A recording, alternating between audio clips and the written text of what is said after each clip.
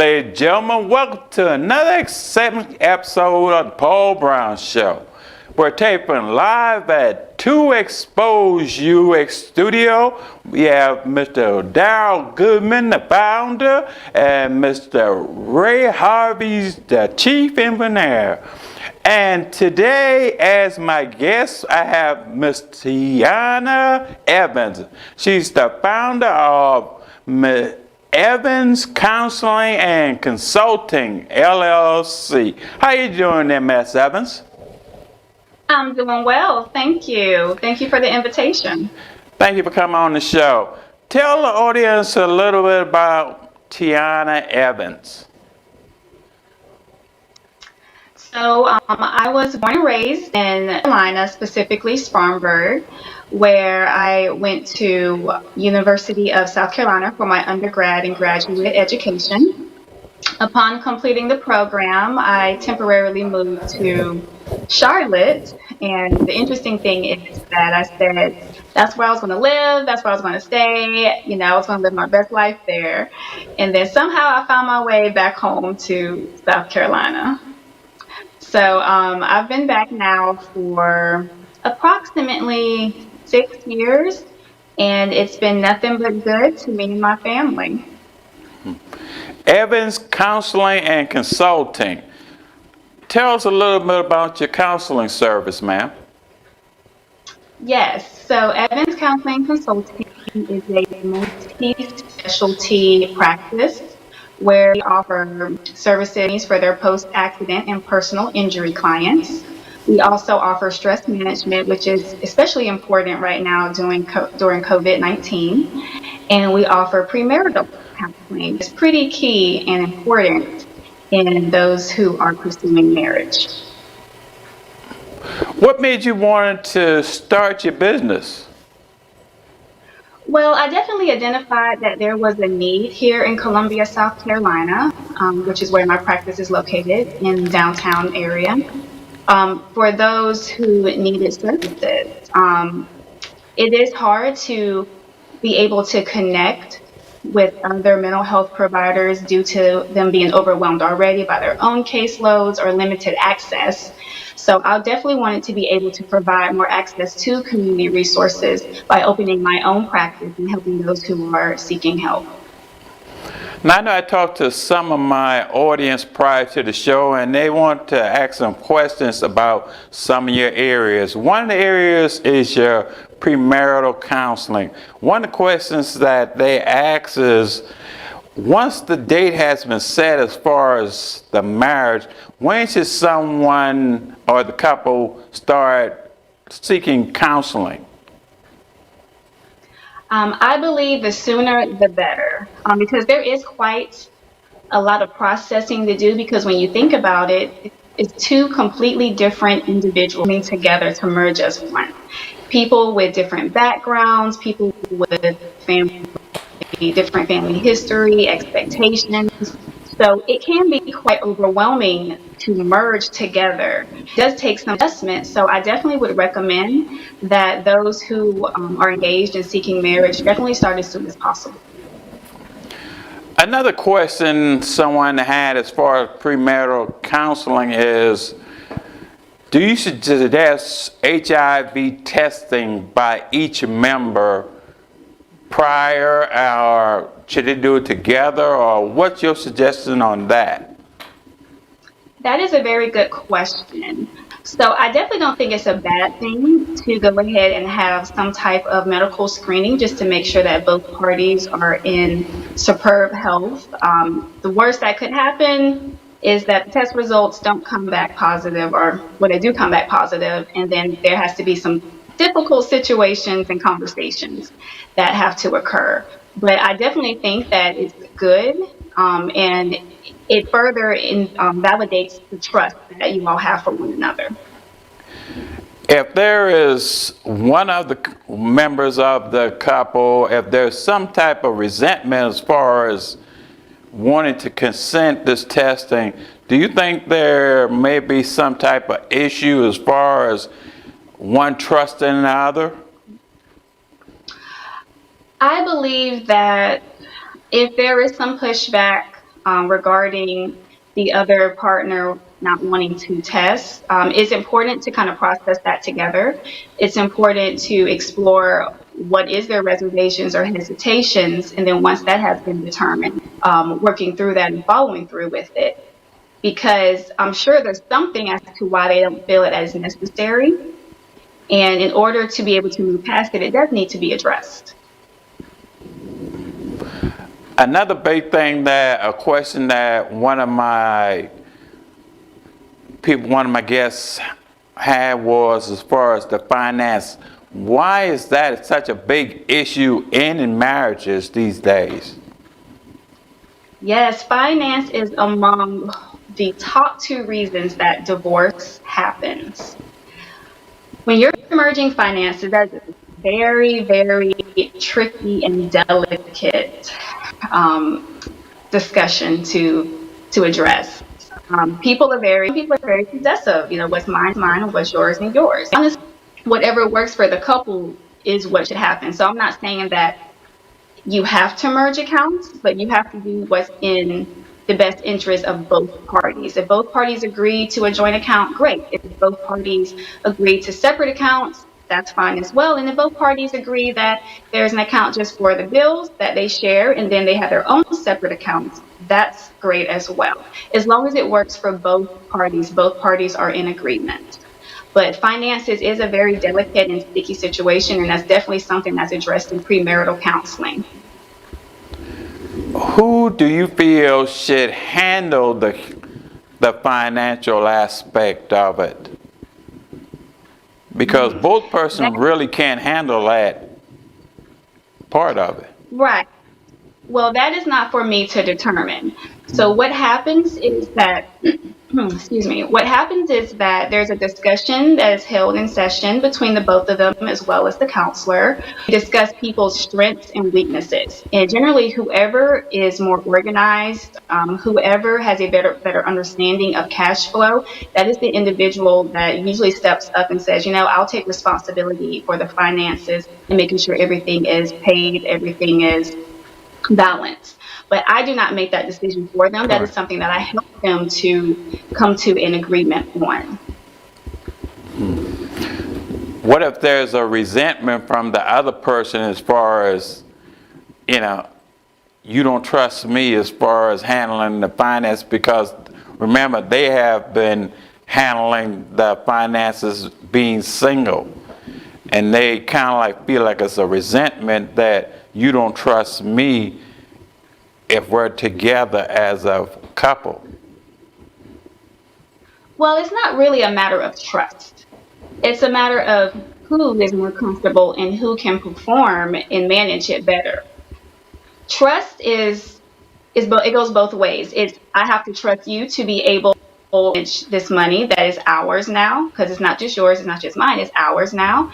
And it's trust that I am going to step back and say, you know what, you are responsible for this, so I'm not going to constantly hound you or go behind you or double check behind you to make sure that this is happening. I trust you as my husband, or I trust you as my wife to make sure that business is handled regardless. So it does require trust on both ends. It's not just one trusting the other.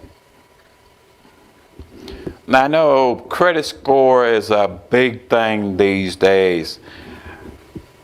Should we look at each other when it comes to that credit score, and should that be a factor as far as them getting married? Credit score is something important to look a little further into, because it just gives you a good idea of where you all stand together, and where there is room for some growth, and coming up with a calculated business plan on how you tend to improve if one of the partners have a lower credit score than the other, or who is going to put whatever big purchase in their name. So it is important to look at that aspect, the credit score, and then work together with it. Now, do I believe that it should be a determining factor on if you should move forward with that partner or not? I don't agree with that, because a credit score isn't something that's permanent. It can be worked upon. And if both parties are willing to give each other time and the patience and learn how to improve, then I don't think that should be a determining factor. Okay, another area that you specialize in is personal injuries. Why is that such an important area for someone to seek counseling on? Oh, absolutely. So when a personal injury or an auto accident occurs, mental health is definitely underdiagnosed. And a lot of people actually suffer from residual symptoms such as the diagnosis of PTSD or acute stress disorder, or some type of phobia is underdiagnosed. So as soon as that happens, I like to work with attorneys and their clients to get that addressed. So moving forward, they can have a more productive life and they're not troubled by the symptoms that they develop because of that injury or accident.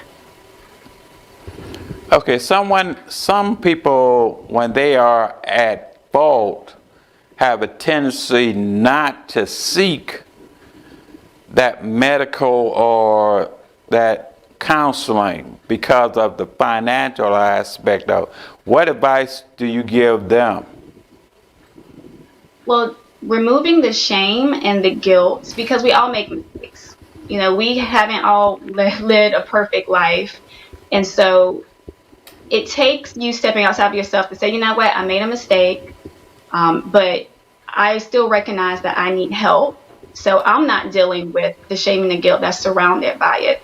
And if they do have limited resources, there's always Columbia Area Mental Health, who has a sliding scale fee that could work with you to get the services that you need. Now, 2020 has been a very strange year.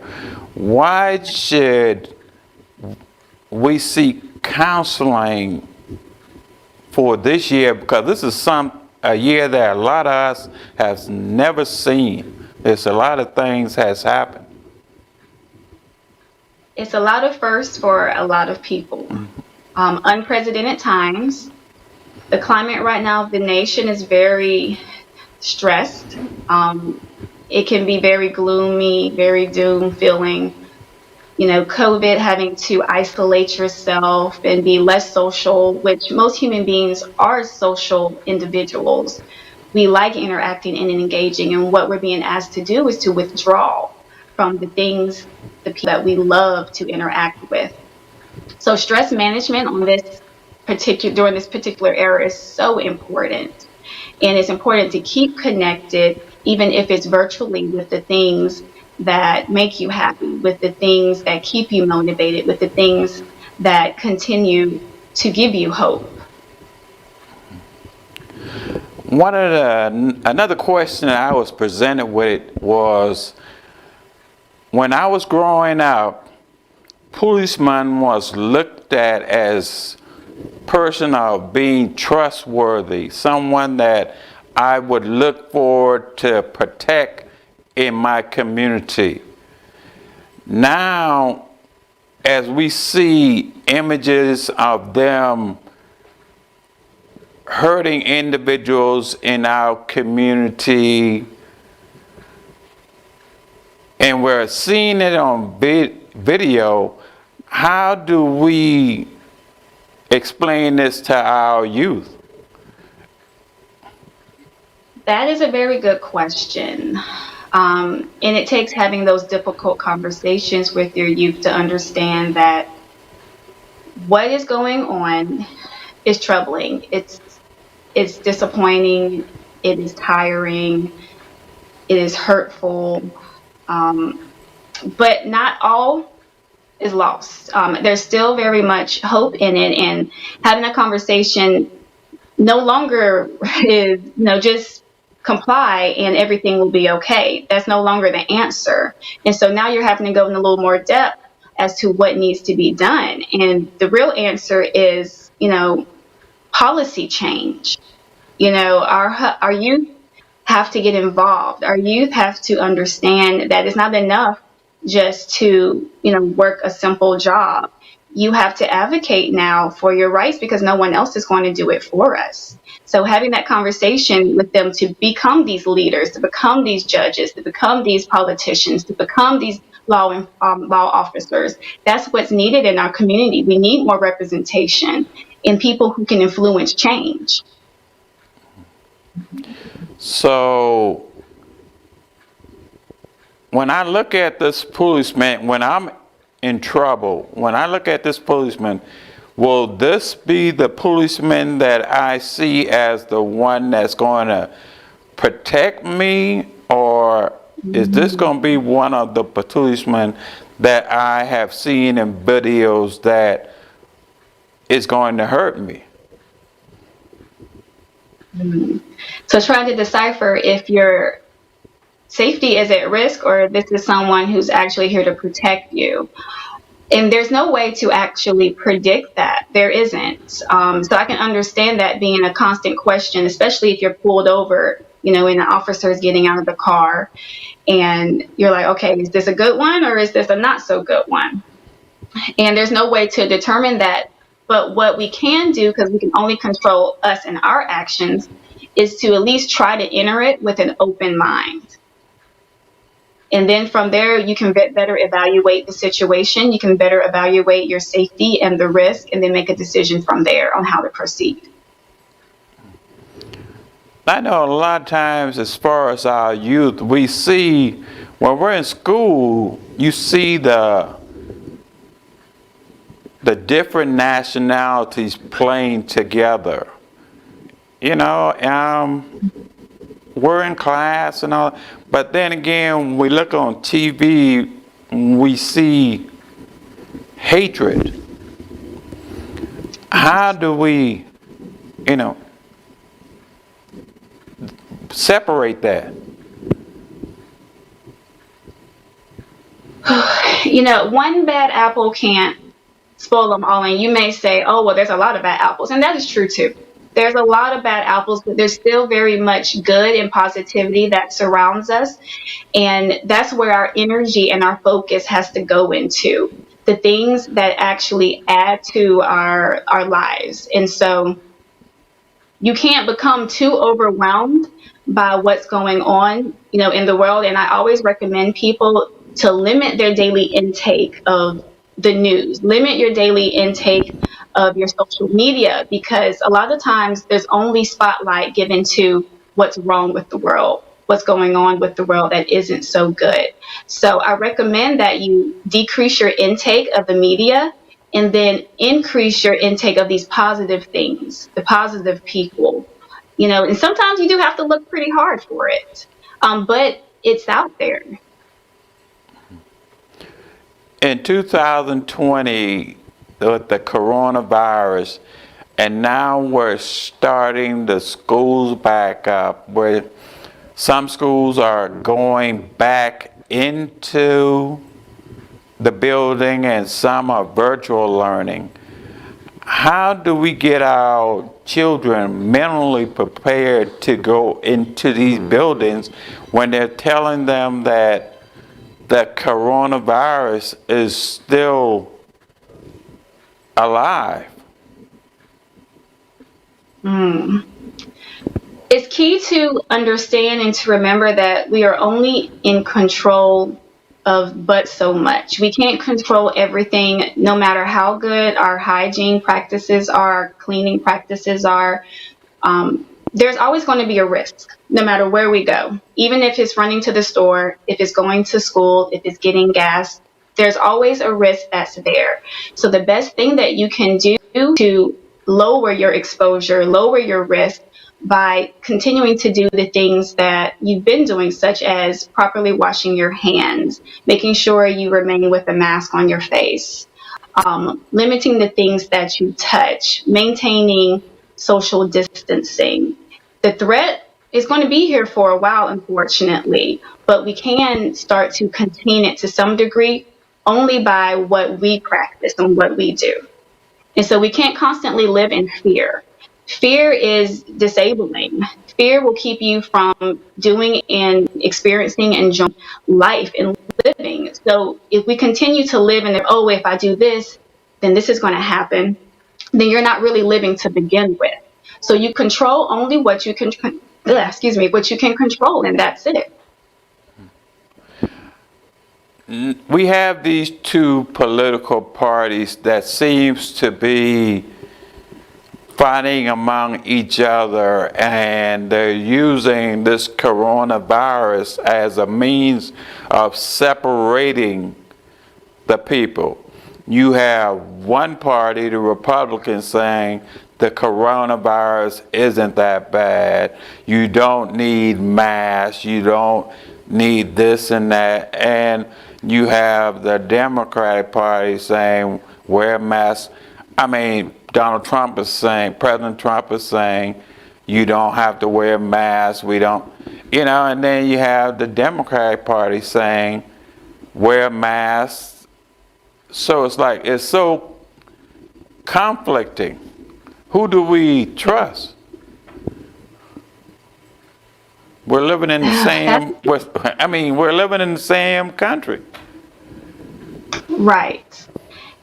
At the end of the day, the facts are facts. Do I believe that some of this is possibly politically motivated? Absolutely.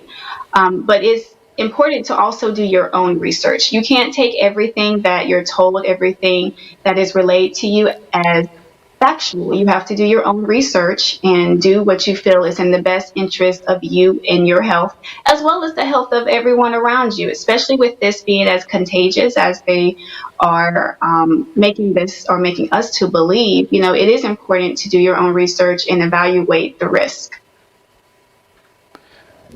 What makes Evans Counseling and Consulting the best counseling and consultant agency in the country? We are human. We are human. We are not without fault. And we are here to help you. What my clinician and we believe in a very humanistic approach, where we're very non-judgmental. Everybody has their challenges. Everybody has their struggles. And we're not here to judge you on it. We're here to help you become the best possible image of yourself and set goals that you determine for you and help you achieve them. We want you to win. We want you to love who you are. We want you to be comfortable in the skin that you're in. We want you to be the best possible version of you. That's what makes us the best. We're here to help. And if we can't help you, we will certainly refer you to someone that we believe can. We're not ashamed to say, you know what, maybe this is too big for us. And we'll get you the help that you need. We're not the greedy kind of practice that wants to keep you if we don't see that there's some type of progress going, or if you're not comfortable with us. It's nothing personal, because we're here to help. And why is that so important, that you and your staff is so important about the welfare of your client? It's so important for us to really be invested in their well-being, because they trusted us to come here, to make the call, to make the appointment. And that's the biggest step to overcome first, is just admitting that, maybe I need a little help. Maybe I need a little assistance. Maybe I need some navigation and guidance because I'm really struggling. So if you're trusting us to help you, we have to show up for you. We have to make sure that we're doing everything we can possible to help you out. And we don't want to judge, because the judging and the shaming, it doesn't help. It only makes therapy and counseling more taboo. Well, you're going to counseling because you're crazy. Counseling is not for crazy people. Counseling is for those who just need a little more assistance, a little more help. It should be just as normal as going to your doctor for a checkup. So you're going to counseling for a mental checkup. What's going on in your head? What are you thinking about lately? What are you struggling with? And let's devise a plan to help you overcome and conquer that. Some people, they seek suicide as a means of solving their problem. Why do you think that they should seek counseling prior to even going into that last resort of suicide? Suicide, you have to be in a very, very dark and dim place to consider it. And that is the biggest cry for help. And it is important that they seek help before, or even at the beginning of having thoughts of death. Not even suicide, just thoughts of death being, oh, well, the world would be better off without me. My family would be better off without me. My kids would be better off. The minute you start having the slightest thought of leaving this earth, is so important to intervene and get the counseling help that's needed, so you can see and better understand that you are of value still, despite whatever circumstances going on in your life. You still have something to contribute. You're still valuable. You're still worthy. And sometimes it takes somebody from the outside who doesn't know you to help you understand that and to get you there. Suicide is very unfortunate because there's still so much more life to live. There's still so much more to give at any age. Why is confidentiality so important in your counseling? Confidentiality is very important because you are trusting us with your deepest and your darkest secrets. And we are here to protect that. We are obligated by law to protect that. And there are some serious consequences if there is a breach in your confidentiality. So we take your privacy very seriously. So if someone wanted to know more information about Evans Counseling and Consulting, how would they go about contacting you? Yes, so there's several ways that we can be contacted. The first is picking up the phone and giving us a call at 803-567-0064 and scheduling an appointment. We can also be contacted through email at info@evanscounselingllc.com. And we're also on social media. So we're on Facebook, we're on Instagram, and LinkedIn. You can reach out to us that way, and someone will get back. If you had one more advice that you can give our viewing audience, what would you like to say? I would like to say that it's okay to be authentically you. It's okay for you to have your good days and your not so good days. It's okay to ask for help. You can't be too consumed by what people think of you or what people say about you, because at the end of the day, only you know your journey. Only you know who you are authentically are. Thank you for Ms. Evans and Evans Counseling and Consulting for coming on the show, and look forward for seeing you come back. Thank you for having me. Oh, thank you, ma'am. Thank you for watching the show. Visit www.toexposeyou.com. Thank you for watching the show, and you be encouraged. Thank you.